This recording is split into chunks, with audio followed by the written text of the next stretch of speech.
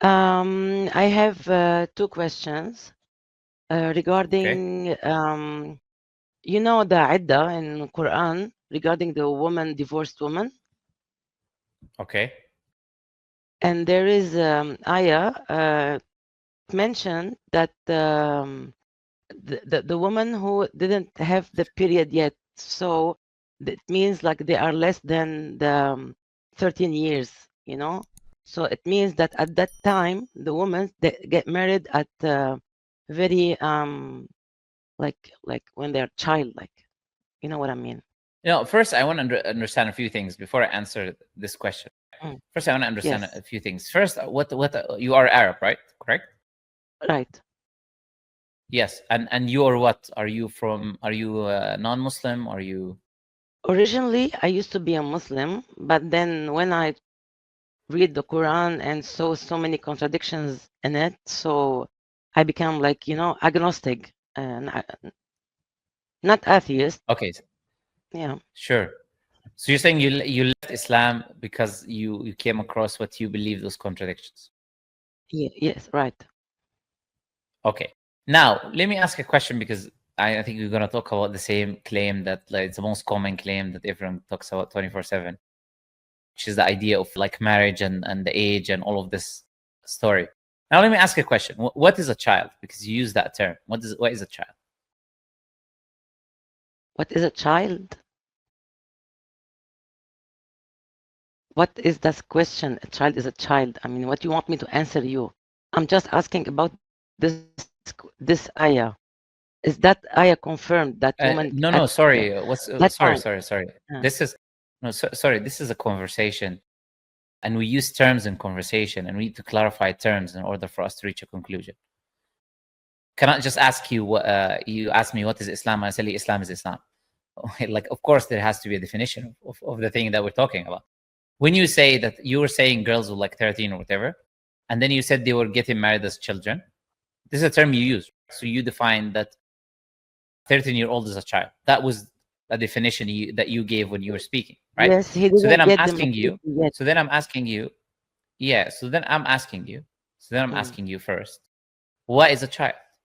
We need to define terms before we move on with our conversation, and then we understand Okay. everything afterwards. What is a child? For example, with all due respect to you, if I call you a child, you might be Mm. insulted. Yes. Yeah, because you're not a child. So if you're not a child, that means there is a definition of what a child is, and that definition Okay. doesn't fit you. So can you tell me what Okay. is that definition of a child? What is a child? Someone is in process to grow up in order to be mature. Like he can have everything, and even his organs is all completed. You know what I mean? Even the brain biologically completed. Okay, so that's a big problem. Of course, I'll tell you why it's a big problem. What you just said, because if you talk about like a full brain development or whatever you see when it happens to women at the age of 25 fully completed, that means you're saying, oh, every girl under 25 is a child. Of course, that makes no sense. So when you say maturity, another term that you used, you're saying a child is someone who's not mature. Now that's all you said. You talked about brain development, which is not correct, like I said, because 25 people who are under 25 with a brain that is not fully developed, women that are under 25 are not children. They're still adults. So it's not about brain development. So what is maturity? Now, what is maturity? I'm going to mention a proposition, and then you can tell me whether you agree I'm or disagree. Now, talking. Sorry. in every dictionary in human history, I'll just say this sentence, and then you can comment. In every dictionary in human Okay. history, a child was someone who was under the age of puberty. Someone who's Mm-hmm. under the age of puberty. Now, do you disagree with Mm-hmm. this definition, or do you agree with this definition? Which is by the way, if you go to any dictionary 40 or 50 years ago, throughout all human history, that was a definition of a child. Someone who is under the age of puberty. Okay. Okay. Do you agree or disagree? Yes. Okay, so if someone reaches puberty, they're no longer a child. But still not adult enough. I mean, Well, okay, now adult enough and not adult enough, that will also require definition. Where's your standard of determining, okay, this person is an adult or not. Now you have to give us something. Like it's not just based on what you think. What are you using to determine whether a person then, because you're saying adult enough now, so they're adult, but they're not really fully an adult. So what do you use to determine whether something has become an adult or not? He can make decisions. He mature enough to understand. Even I told you, even the organs and the brain are completed. So he can. Okay, so you believe. Enough okay, so you believe. Decisions. Sure. So you're telling me everyone watching this, every woman watching this video right now under the age of 25 is a child. Every 24-year-old, 23-year-old, 22-year-old, 21. The brain is not fully developed yet. At 18 until years? 25. Until yes, 25? I'm telling you. No. Yes, for women. You can research it now. For women. So from where according to yes, I told you research it right now. Full brain development, if you'd like, and you'll see that you're just saying now that every woman under the age of 25. Plus, I don't agree with your criteria, anyways. But I'm saying let's hypothetically accept your criteria, which comes from your own opinion, by the way. It's not like a medical experts don't tell you that you need full brain development to become an adult. Nobody says that. But you're saying that. So you're saying if we were to accept your criteria right now of what a child and not child is, you're just calling every single woman watching this video right now who is 24, 23, 22, 21, 20, 90, they're all children according to the definition you just gave. No. Because you start with me with different definition of maturity and child, you know? I told you an adult is someone who reaches the age of puberty. I told you that is in every dictionary. You said, no, I disagree. Okay, because you're taking me away from the subject. It's very simple. No, I'm not I'm not taking you away from the subject, because your subject is about marriage of women who are not yet adults. That's the whole subject that you're trying to bring now.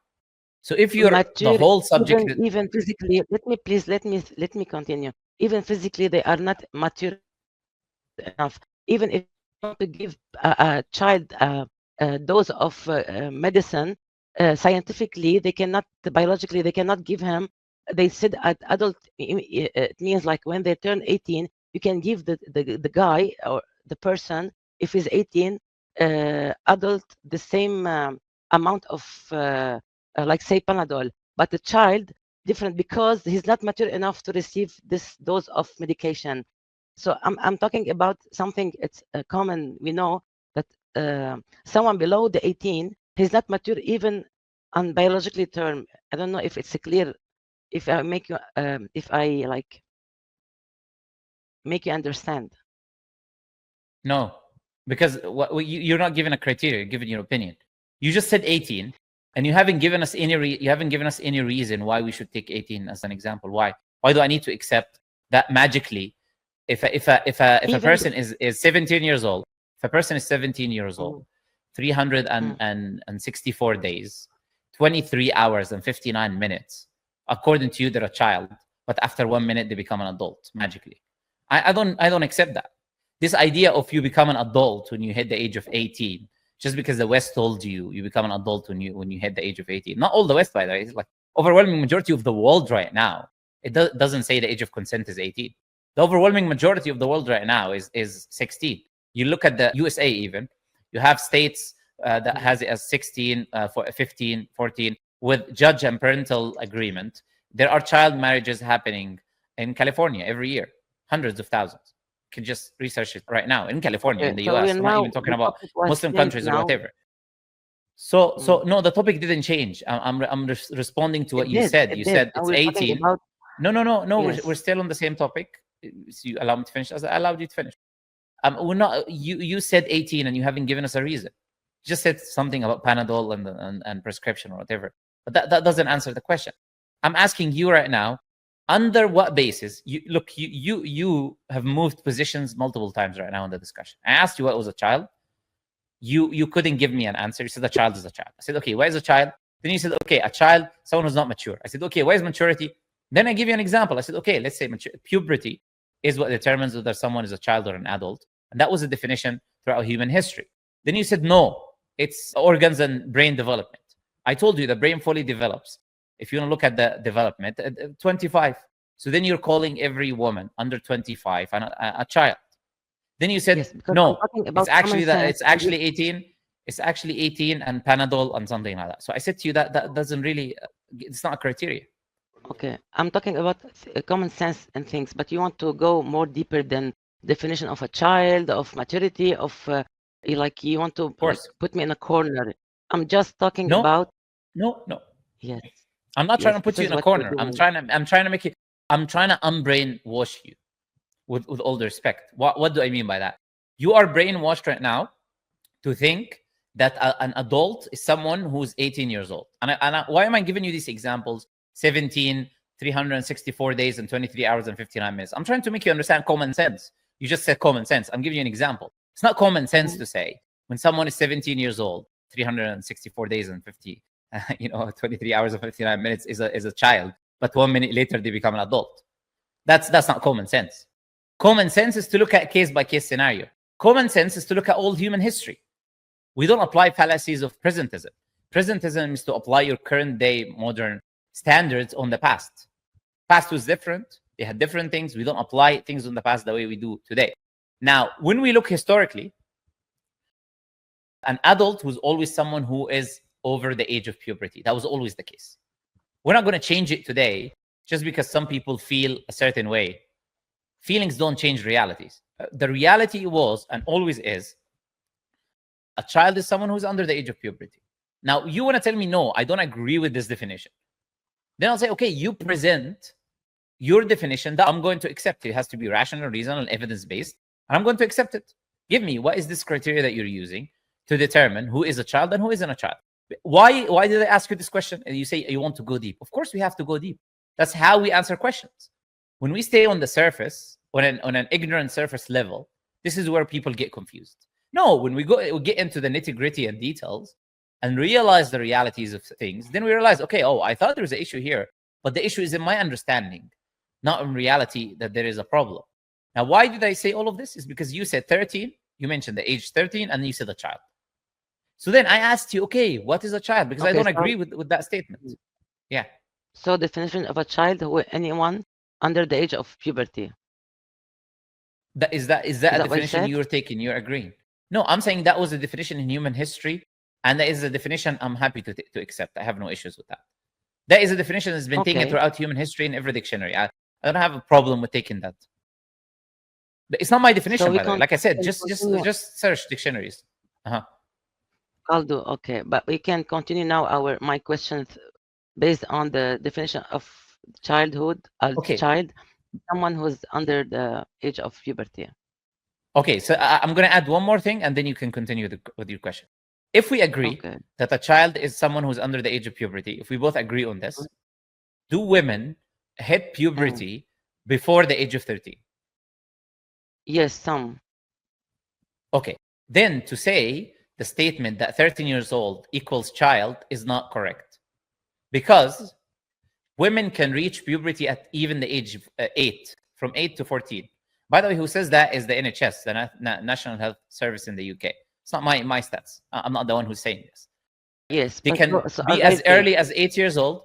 They can be as early, which is called early puberty. It can be as early as 8 years old. And it can be as late as 14.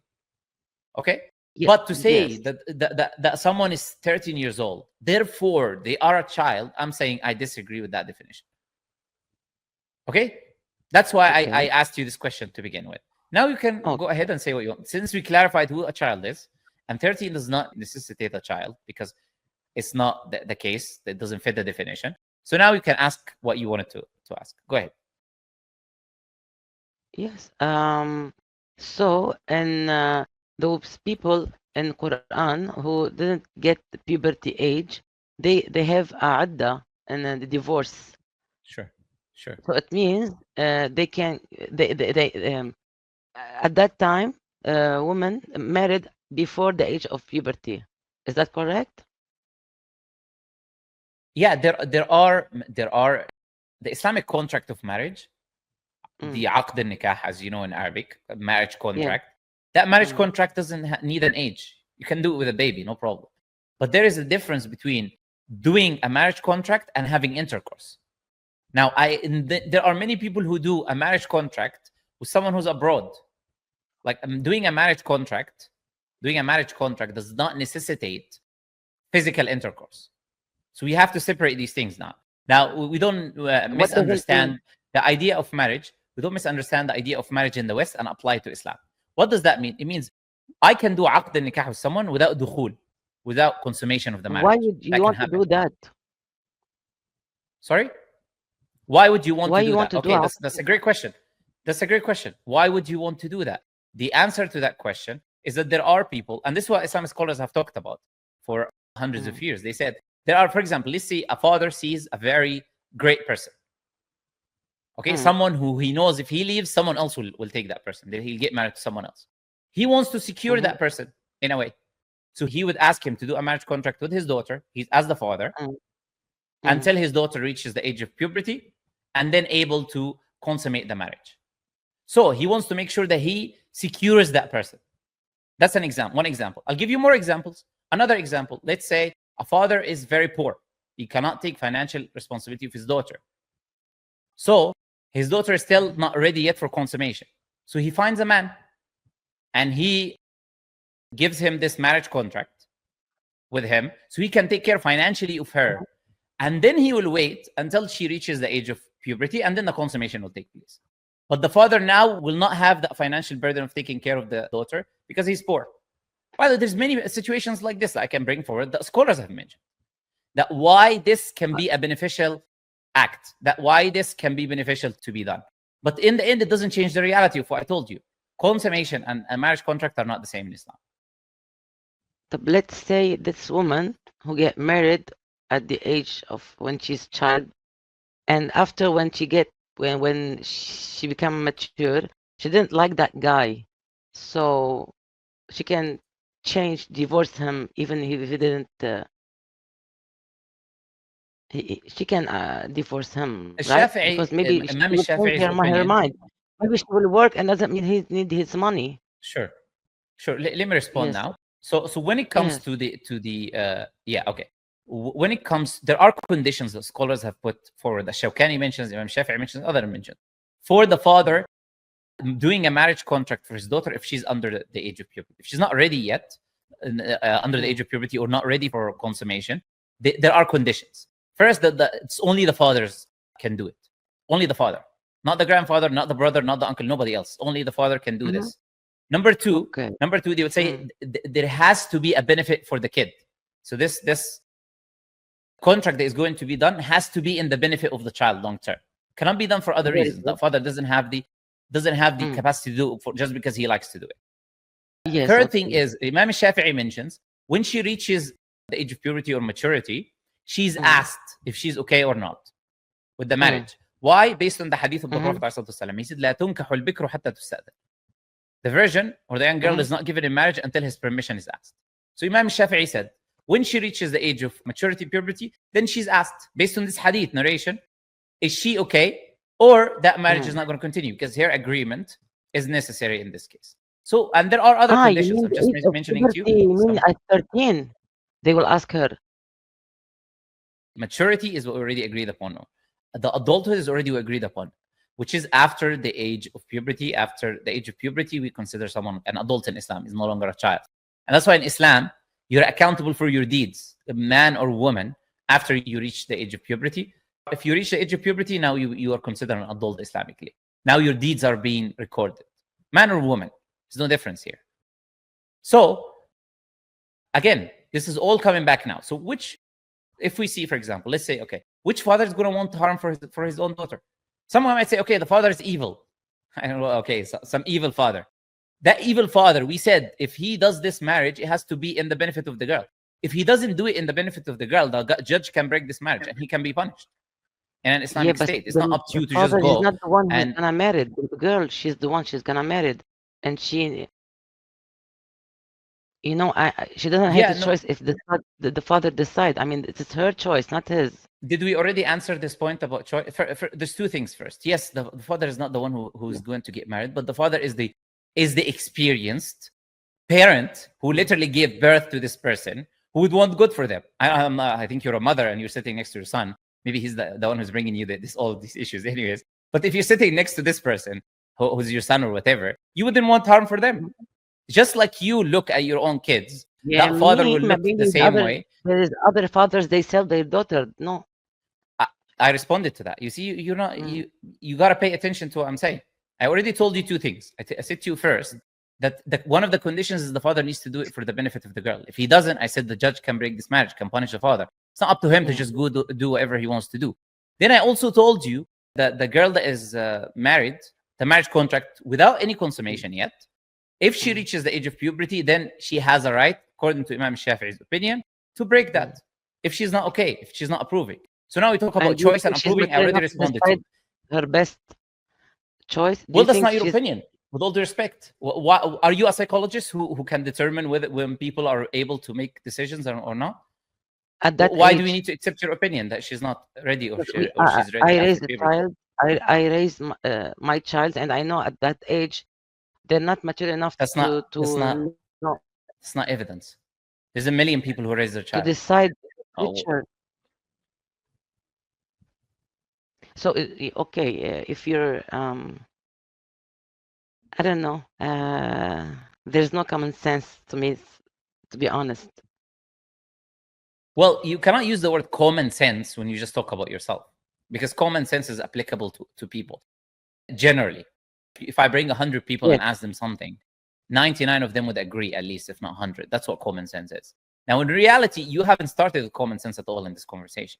And everything I've presented so far is not my opinion. I've presented to you the opinions of people who are experts, like, for example, so do you believe a girl who is 14 years old? Sorry? Do you believe a girl who? Do you believe that a girl who's 14 years old, she can decide her future with the man that she's gonna get married to and raise children with, and he's the one who is enough for her at that age, at the age of 14? Let me answer you. It's not for her to decide alone. That's why Islam has a system called the wali system, which is even if the girl agrees, the father or the wali, the guardian has to agree, because it's that father or guardian or wali, he's experienced in life. No, women are not men, so they don't understand the psychology of men, but men understand the psychology of men, which is why the wali is there. So the wali will look, he will see, okay, the girl might accept him, but that doesn't mean that he's a good guy. The father is there, he will look, he will do investigation, research, ask him question, investigation, and then after that, the determination can take place if marriage can happen or not. So the answer of your question, Islam doesn't say the girl alone decides anyway. That's not the Islamic system.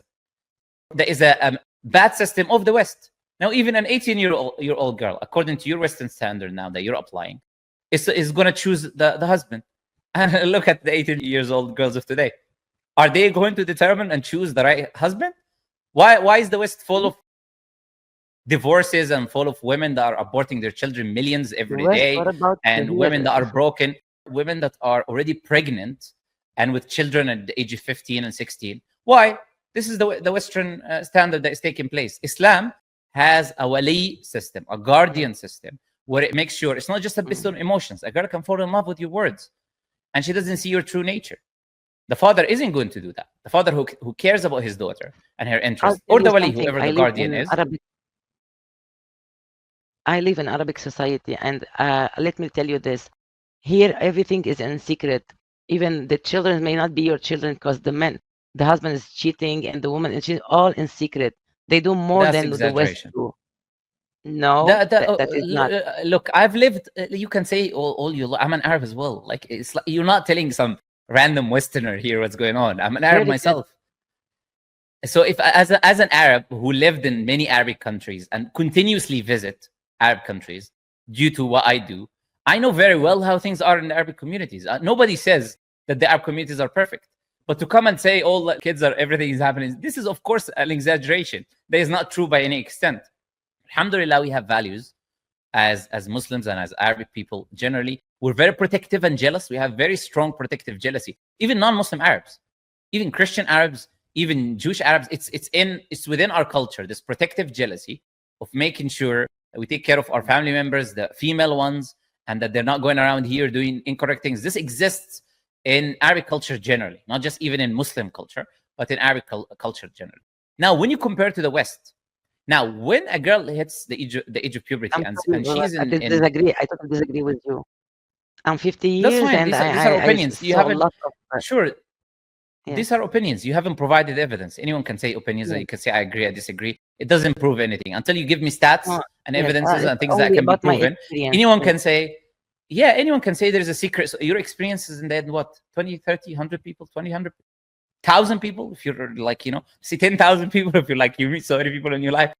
How can you apply 10,000 people to millions, hundreds of millions? Like, you cannot do that. So even if it was true that this was your experience, it's not proof for anything. Anyone can come and say there's secret societies, everything is happening in secret. If I say in secret, then it cannot be proven. Then anyone can make that claim. Unless someone provides evidences, it's just a claim. Now, when we look at the West, now let me ask a question. Now, let me ask a question. Now, let me ask a question. Now, let's say when a girl hits the age of puberty, we said already it can happen from 8 to 14 or 12 or 13. Now, when they are in the age where people will call it teenager age or whatever, which can go up to 19, when they are in that age, are they sexually active and do they have sexual desires? Yes. Okay. Now, what is your solution for that? Now, especially in this day and age where they are surrounded by, when they are surrounded, just to finish, sorry, the question, especially in this day and age, when they are surrounded by, especially in the West, boyfriends and girlfriends and people loving each other and telling each other words, and social media of women, of Kim Kardashian and this and that, and pornography and OnlyFans and all of this stuff.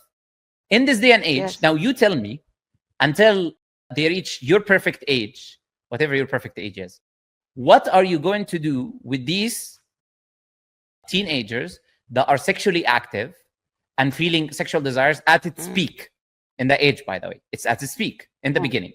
Now, how do you fix that? Tell me. Yes.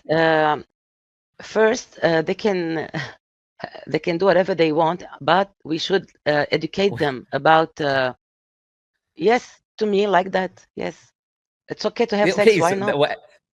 What is the problem? So you okay. So let me get this straight. Wait. So it's a problem to get married to a 13-year-old girl. It's not a problem for a 13-year-old girl to go around sleeping with men and do whatever she likes. Common sense. At 13, or you said teenager, like 16, 17, 18? Teenager is teens. 13, 14 is all teen. Teen. You hear the word teen? 13, 14, 15, 16, 17, all of this is teenager girl. Yes. Okay to have sex, but not to get married, of course. A marriage, a big world. Big. It's not something easy, marriage. You mean house, with all due respect, raise a children. Sure. With all due respect, you are an example of why the West is destructed and of why there is no common sense in whatever you're saying. Because your issue now is no longer about the age and that they will have sex. It's about the sanctimony and the honor which marriage gives, and the protection. Because when marriage is unlike what you're proposing, which is a destruction of which is why the West is destroyed today. Which is why, like I said, you have these girls behind the trees in Oxford and in Cambridge and no, I'm talking about the West now. Which is why you have in the West, in Cambridge and Oxford, whatever, girls behind the trees and at the age of 13, 14, shagging boys and whatever. You have these things, and you have them pregnant at the age of 15 and 16 with a kid already. Why do you have this? Because you allow them to have intercourse. Now, they even give them sexual education in the school. It's not only that they tell them, just practice safe sex. That's what they tell them to do. So as long as it's safe, according to them, when you're using a condom or whatever, it's okay. Can you just allow me? Yeah, just to finish what you're saying. So you say it's okay to do that. It's all right to do that. And what does that lead? It leads to hundreds of millions of abortions, which is massacres, killing babies essentially yearly.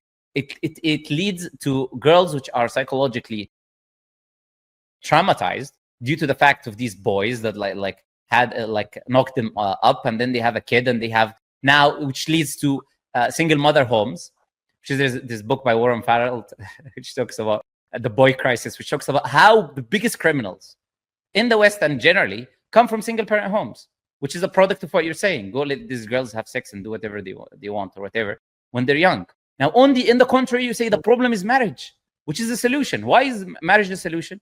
Because it's under the guardianship of parents. It's under the supervision of parents. Now it's family involved. It's not just something shady happening in secret behind closed doors. It's not a kid is going to come and tell a girl a few words and then do what he wants and then go to the next one. No, there are responsibilities. You want to get married? Okay, you got to be a man.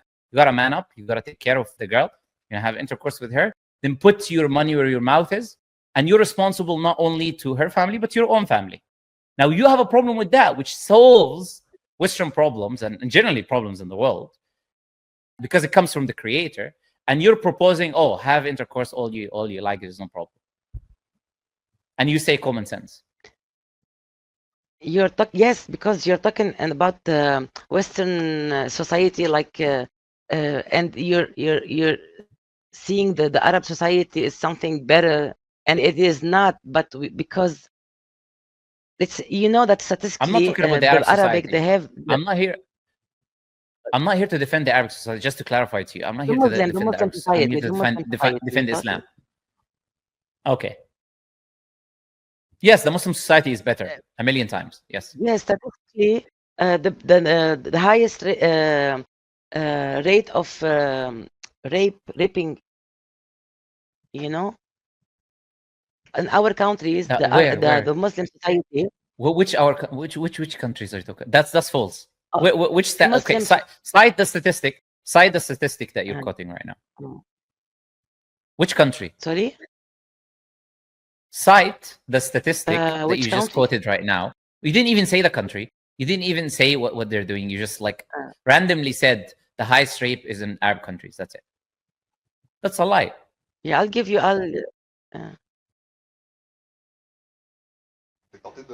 Yes, I'll Google. send you. Yeah, there's nothing. Yes, because I've read it before. Yes, there's nothing to send. Let me actually give you statistics. Now, let me actually give you actual statistics rather than just making things up without even giving countries. I'll give an example. Look at France. There's a Telegraph study in France that happened in buses, sexual harassment, and the result was 100% sexual harassment that happens in France.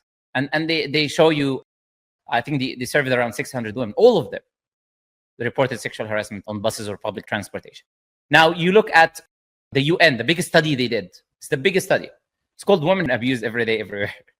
And they talk to you about the stats in the West. They're not talking about any Muslim countries. They're talking about the Western America, and it's the biggest study done by the UN. You know, talk about these are actual studies now that are being presented.